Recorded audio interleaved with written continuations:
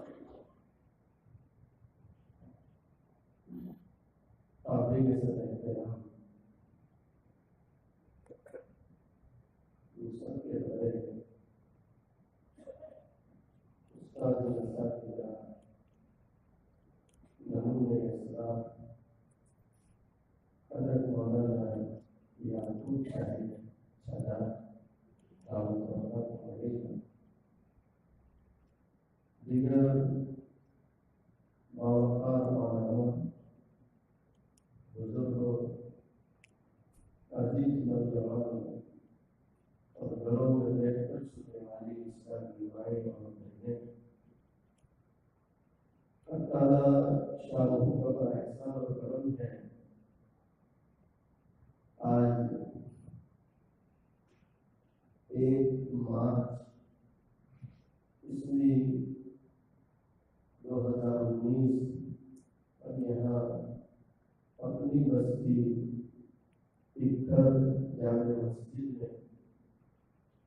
على عباده الذين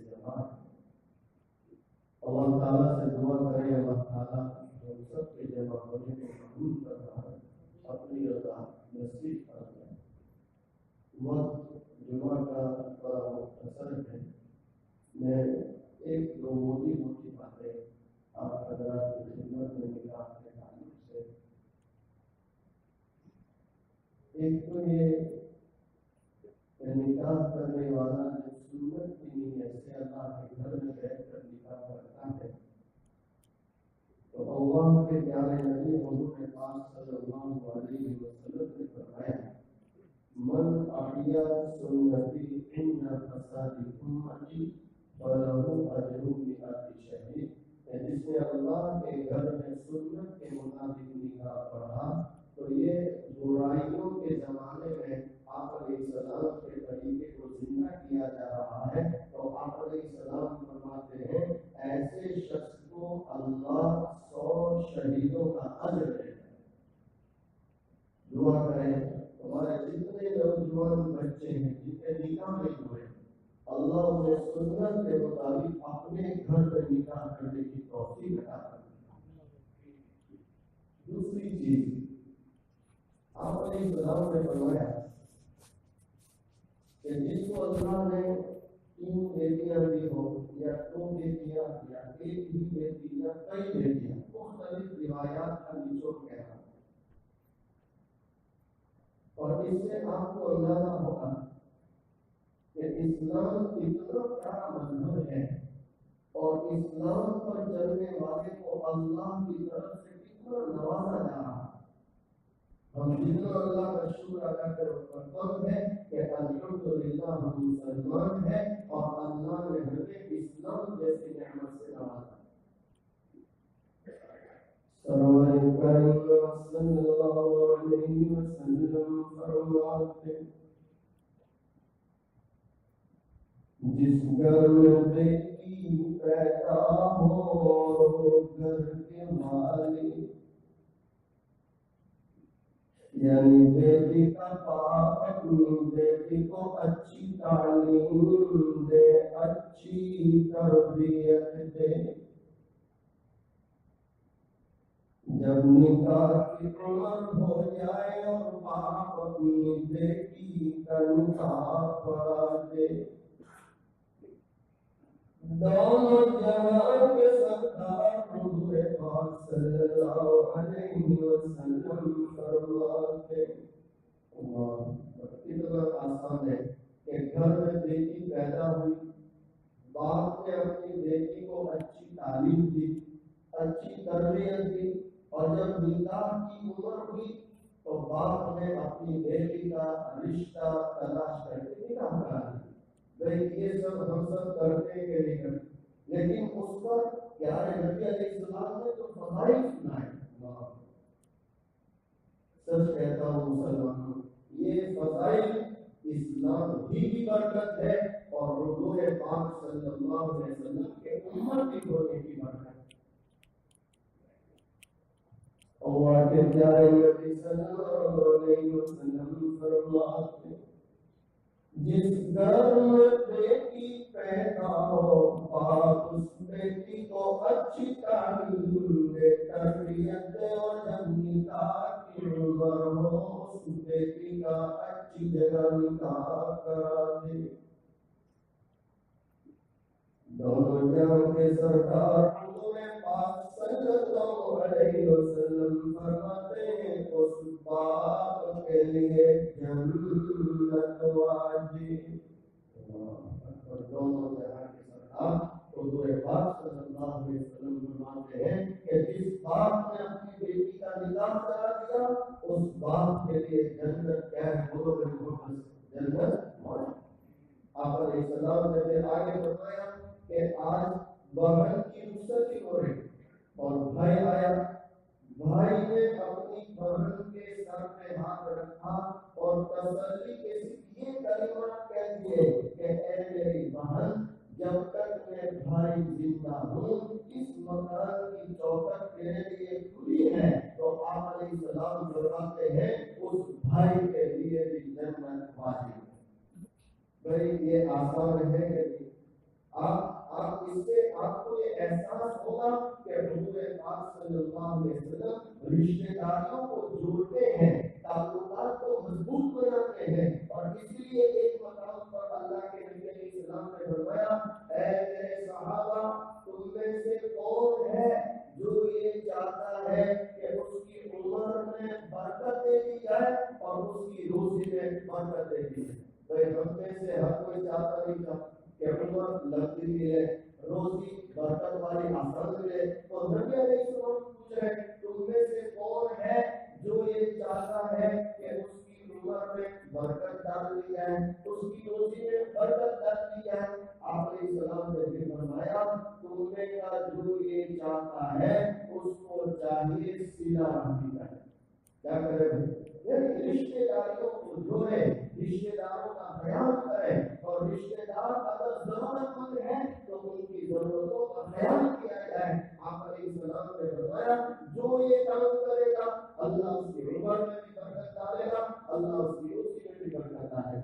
اچھا، بہت سے لوگ کہتے ہیں مول صاحب خدا کرتا گھر والوں کو ہے، یہ گجراتی میں بڑا مشہور ہے۔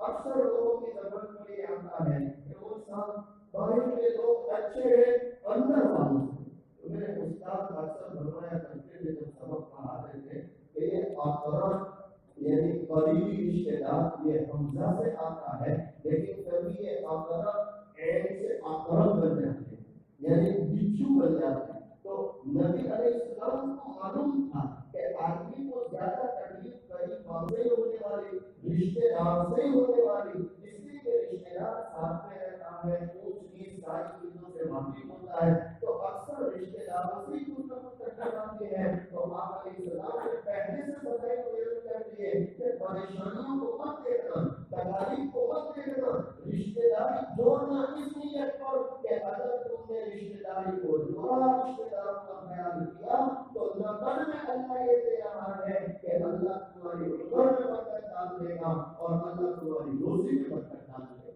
مرنے کے بعد جو ملنا وہ تو ملنا ہی ملنا ہے، یہ دنیا میں اللہ نہ کر دے گا۔ آج بیٹی کا نکاح ہو رہا تو باپ کے لیے فضیلت، رخصتی ہو رہی بھائی کے لیے فضیلت۔ اب نبی علیہ السلام آگے بڑھ کے فرما رہے کہ جب نکاح ہو گیا، دونوں میاں بیوی ساتھ میں مل کے زندگی گزار رہے، اب دونوں میں کچھ نہ کچھ اونچ نیچ ہوتا رہے گا، تو آپ علیہ السلام نے فرمایا جس عورت نے ایسی زندگی گزاری کہ اس کا شوہر اس سے خوش اور اللہ اس سے خوش، تو آپ علیہ السلام فرماتے ہیں دخلت الجنت من ای ابواب الجنت شاءت، کہ ایسی عورت جس نے اپنے شوہر کو خوش کر لیا اور اللہ کو خوش کر لیا، وہ جنت میں جس دروازے سے چاہے داخل ہو جائے۔ ارے کوئی آسان ہے کہ نہیں؟ حضرت خانوی رحمۃ اللہ نے عجیب بات کی تھی، یہ مرد کے لیے ایک بات سنا، وہ عورت کے لیے تھی کہ عورت ایسی زندگی گزارے کہ شوہر کو بھی خوش رکھے اور اللہ کے احکامات پورے کرے۔ حضرت خانوی رحمۃ اللہ نے فرماتے ہیں ایک بوڑھے میاں انتقال ہوا، اللہ تعالیٰ فرمائے جاؤ میں نے معاف کر دیا، جنت میں داخل ہو جاؤ، تو بوڑھے میاں حیران ہے کہ پروردگار عالم کس عمل پر معاف کر رہے اور جنت میں داخل کر رہے؟ تو اللہ تعالیٰ نے فرمایا اے میرے بندے، دنیا میں ایک مرتبہ تیری بیوی نے سالن پکایا، اس میں نمک زیادہ ڈال دیا۔ اور حضرت خانوی رحمۃ اللہ علیہ اس قصے کو بیان فرماتے ہیں، مجدد ملت رحمۃ اللہ علیہ فرماتے ہیں کہ اللہ نے یاد دلایا کہ تمہاری بیوی سے سالن میں نمک زیادہ ہو گیا، تمہیں غصہ تو بہت آیا کہ سالن کا پیالہ منہ میں مار گئے، لیکن وہی صبر کر لیا اور اپنی بیوی کو معاف کر دیا، یہ سوچ کر کہ میری بیوی بعد میں ہے، پہلے اللہ کی بندی۔ کس کی بندی ہے وہ؟ اچھا آپ مجھے بتاؤ، جتنے شادی والے ہیں بھائی روزمرہ کے قصے ہیں، صبح میں بھی کوئی بات، شام میں بھی کوئی بات، اب مرد بھی صبر کر لیتا، عورت بھی صبر کر لیتی، ایک دوسرے کو معاف کرتے رہتے، محبت کی زندگی گزار رہے ہیں۔ اب اس پر فضائل کتنے ہیں وہ سنو۔ حضرت خانوی رحمۃ اللہ علیہ فرماتے ہیں اللہ نے فرمایا کہ تم نے اس میری بندی کو یعنی اپنی بیوی کو یہ سوچ کر معاف کر دیا کہ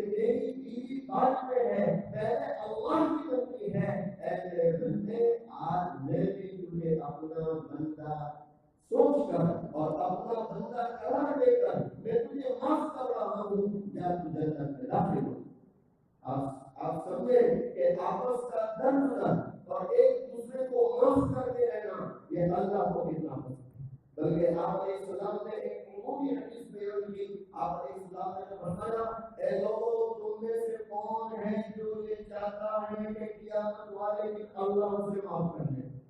تو ہم میں سے ہر کوئی چاہتا ہے نہیں۔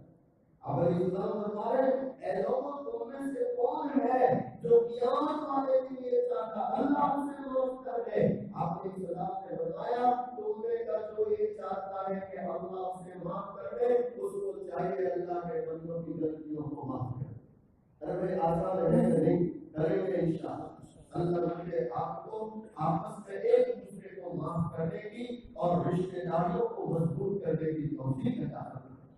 آپ علیہ السلام نے آگے فرمایا کہ جب یہ دونوں ازدواجی زندگی گزارنے لگے تو اب آگے چل کے اولاد ہوتی تو نکاح کرنے والا باپ بنتا، جس بچی کا نکاح ہوا وہ ماں بنتی۔ تو آپ علیہ السلام نے فرمایا اے میری امت، ماں کے قدموں کے نیچے جنت نے باپ جنت کا کیا ہے بول باپ جنت کا دربار۔ آپ علیہ السلام نے فرمایا تم میں کا جو چاہے ماں باپ کی خدمت کر کے اپنی جنت آباد کر لے، اور تم میں کا جو چاہے ماں باپ کا دل دکھا کے اپنی جنت کو گیا۔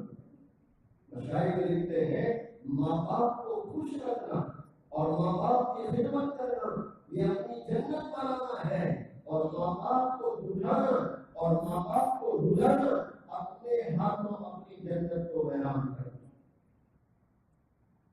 ایک نوجوان نکاح ہوا، 4-6 مہینے ماں باپ کے ساتھ رہے، اور پھر دل میں خیال آیا کہ بیوی کو لے کے پڑھنے چلا جاؤں، تو وہ عربستان چلا گیا۔ اس زمانے میں سعودی کا کریز تھا، اس کا ایک نام تھا، لوگ سعودی جاتے تھے، ممبئی میں الوداع کرنے جاتے تھے، اور جانے والوں کو ایسا ہوتا تھا پتا کہ کہاں الوداع کرنے جائیں۔ آج تو ممبئی میں دوسرا ایسا لگتا ہے جیسے خالد جائے۔ یہ نکاح کر کے چلا گیا سعودی اپنی بیوی کو لے کر، اور ذہن میں یہ تھا کہ وہاں جا کر ماں باپ کو پیسہ بھیجتے رہیں گے اور خبر لیتے رہیں گے۔ ماں باپ کو اور کیا چاہیے؟ بس ماں باپ کو پیسہ چاہیے، ماں باپ بھی خوش ہم بھی خوش۔ حالانکہ میرے بھائیوں اس بات کو ذہن میں بٹھاؤ، ماں باپ کو تمہارے پیسوں سے زیادہ تمہارے پیار کی ضرورت ہے۔ ماں باپ کو روپیوں پیسوں کی اتنی ضرورت نہیں ہوتی جتنی اولاد کے پیار اور اولاد کی ہمدردی کی ضرورت ہے۔ یہ چلا گیا، ایک عرصے تک کار آتا رہا، ماں باپ کی خبر لیتا رہا، پیسے بھی آتے رہے، دھیرے دھیرے پیسے بھی بند، ماں باپ کی خبر لینا بھی بند۔ اب حال یہ ہے کہ کئی سال عربستان میں گزر گئے، اس کو یہ پتہ ہی نہیں ہے کہ ماں باپ کا کیا ہے۔ اللہ میری آپ کی سے حفاظت کرتا ہے۔ پاس اصل میں بتائی گیا سرور کائنات صلی اللہ علیہ وسلم فرماتے کہ کاش میری ماں زندہ ہوتی، دونوں جہاں کے سردار امام الانبیاء امام الملائکہ فخر کائنات تاجدار مدینہ محمد عربی صلی اللہ علیہ وسلم، آپ کائنات کے وہ یتیم ہیں، ابھی ماں آمنہ کے پیٹ ہی میں دنیا میں آئے نہیں، اور باپ عبداللہ دنیا چھوڑ کے چلے گئے۔ ادھر ماں میرا بظاہر سہارا ہے، لیکن ماں میرا کا بھی حال ہے۔ اللہ کے نبی صلی اللہ علیہ وسلم 6 سال کی عمر مبارک ہوئی اور ماں آمنہ بھی دنیا چھوڑ کے چلی گئی۔ دونوں جہاں کے سردار حضور پاک صلی اللہ علیہ وسلم آپ نبوت ملنے کے بعد نبوت ملنے کے بعد اپنی ماں کو یاد کرے، اے کاش میری ماں زندہ ہوتی اور میری ماں مجھے پکارتی، میں نماز توڑ دیتا، اپنی ماں کی خدمت میں حاضر ہو جاتا۔ دونوں جہاں کے سردار حضور پاک صلی اللہ علیہ وسلم کی آمد تک آنے والے لوگوں کو ماں باپ کا مقام سمجھا رہے، لوگوں ماں باپ کا کتنا اونچا مقام ہے۔ اللہ ہمیں اپنے ماں باپ کی خدمت کی اور ان کی دعائیں لینے کی توفیق عطا فرمائے۔ میں یہ عرض کر رہا تھا کہ یہ نوجوان لڑکا اپنی بیوی کو لے کے اور مسکن چلا گیا، اور اللہ کی شان، اللہ جب امتحان لینے پر آتا ہے تو قسمہ قسم سے امتحان لے رہا، اللہ اس کو مال دیتا گیا، کیونکہ کبھی ذہن میں یہ آتا نا کہ ماں باپ ناراض ہوتے تو اللہ پیسہ کیسے دیتا، کیونکہ آج کے زمانے میں ایسا لگ رہا ہے کہ اکثریت یہ ہے کہ پیسے ہی تو سب کچھ سمجھ رہے ہیں۔ اس لیے عربی شاعر بڑے درد سے کہہ رہا ہے، اور وہ تو یوں کہہ رہا ہے، اگر مجھے اللہ کا ڈر نہ ہوتا تو میں کہہ دیتا کہ اللہ جل جلالہ نہیں بلکہ پیسہ جل جلالہ۔ میں صحیح کہہ رہا ہوں غلط کہہ رہا ہوں؟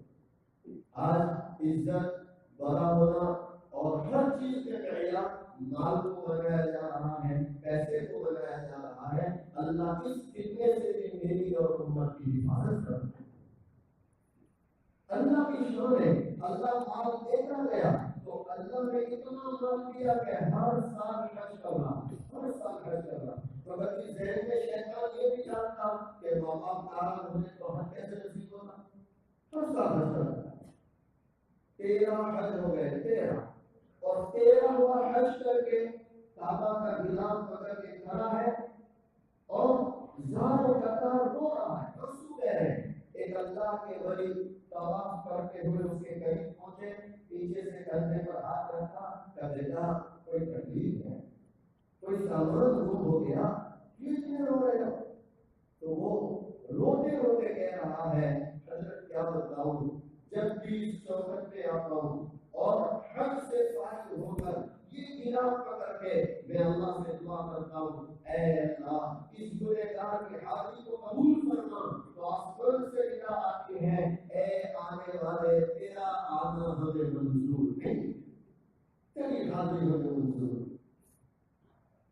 وہ حیران ہے، اس کی چیخ نکل رہی۔ اچھا وہ اللہ کے ولی تھے، عجیب جواب دیا۔ اللہ کے ولی نے برجستہ فرمایا، بیٹا کہیں ایسا تو نہیں کسی کا دل دکھا کے آیا ہو؟ کیا کسی کا دل؟ میں ایک بات اس پر بھی کہتا ہوں، جن لوگوں پر قرضہ ہے سنو اور دل کے کانوں سے سنو، جن لوگوں پر قرضہ ہے میرے بھائی کو قرض کو ادا کرنا یہ واجب ہے، ضروری ہے۔ پہلے قرض ادا کرو، اس کے بعد حج میں جاؤ عمرہ میں۔ بہت سے لوگوں کو دیکھا آج کے زمانے میں بہت سی چیزیں جیسے فیشن بن چکی، حج عمرہ بھی فیشن بننے جا رہا ہے کہ لوگ قرضہ ادا نہیں کرتے، مانگنے والے گھر میں آ رہے کہتے انشاءاللہ 2 مہینے بعد، انشاءاللہ 6 مہینے بعد، انشاءاللہ آئندہ سال، اور بعض لوگ تو یہاں تک کہتے میں حج سے آ کر دے دوں گا۔ ارے اللہ کے بندے پہلے قرض ادا کرنا لازم ہے، پہلے قرض دو بعد میں حج کرو، بعد میں عمرہ کرو۔ کئی لوگ آتے ہیں مول صاحب دعا کرنا، میں عمرے کو جا رہا ہوں، انشاءاللہ آ کر تمہارا قرضہ دے دوں۔ یہ کیا قدر ہے؟ آپ علیہ السلام اتنا اہتمام فرماتے تھے کہ جب کسی کا انتقال ہو جاتا تو آپ جنازہ نہیں پڑھاتے تھے، پہلے پوچھتے تھے کہ مرنے والے پر کوئی قرضہ تو نہیں ہے؟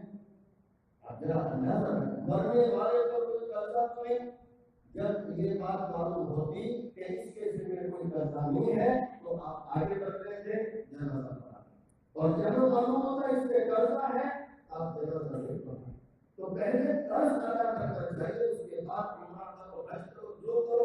اور میں تو آپ کو ایک اور درخواست کرتا ہوں، اللہ نے آپ کو مان دیا ہے، ہر سال حج کرنے عمرہ کرنے، تو آپ کی بستیوں میں آپ کے دیہاتوں میں دیکھیں، ہمارے دیہاتوں میں اور ہمارے مدرسوں میں بہت سے اساتذہ کرام ایسے ہیں جو سال ہر سال سے ہماری بستیوں میں خدمت کر رہے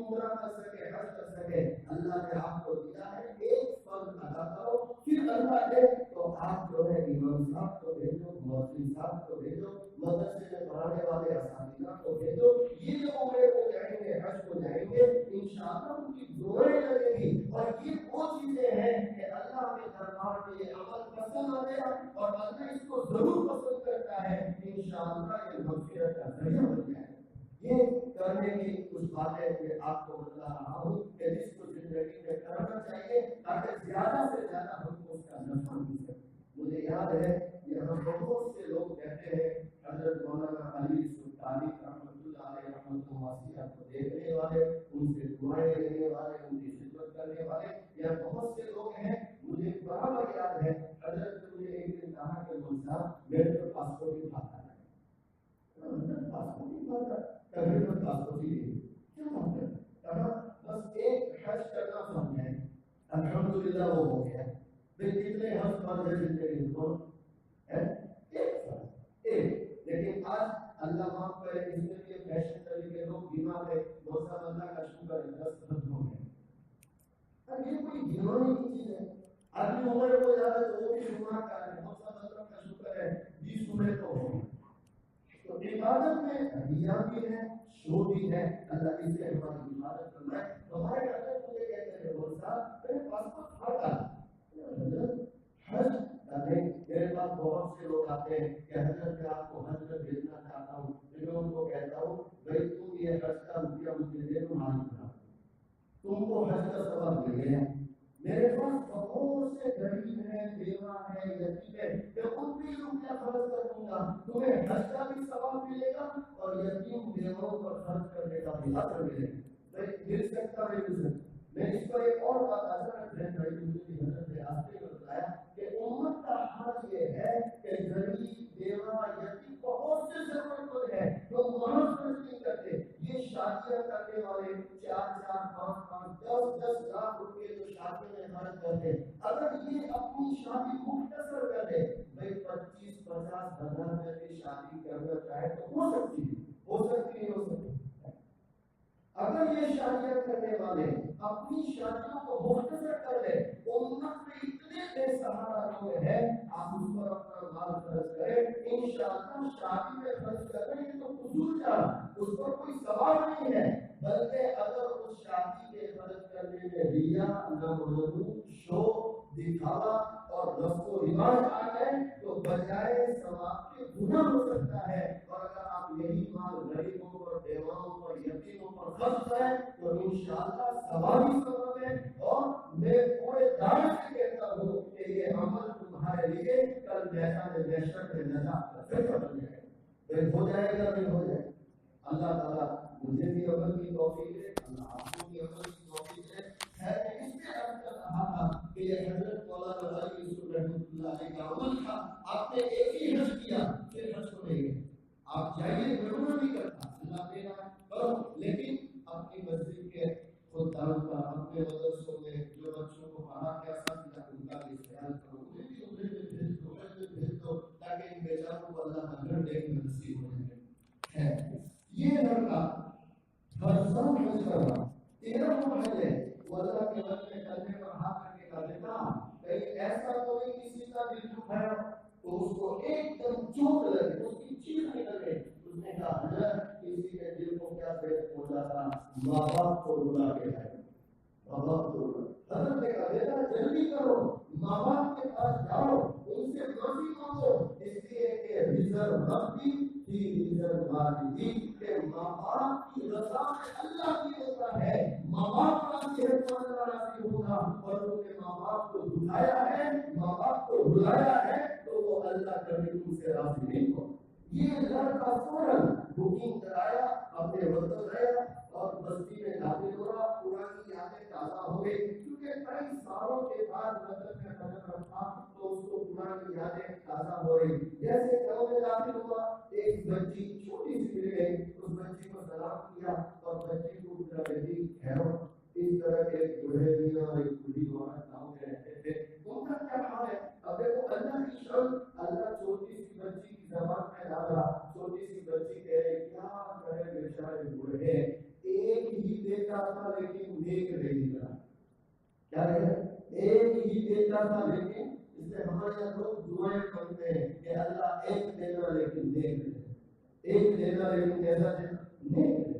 یہ بچی کہہ رہی ہے ایک ہی تھا لیکن نیک نہیں نکلا.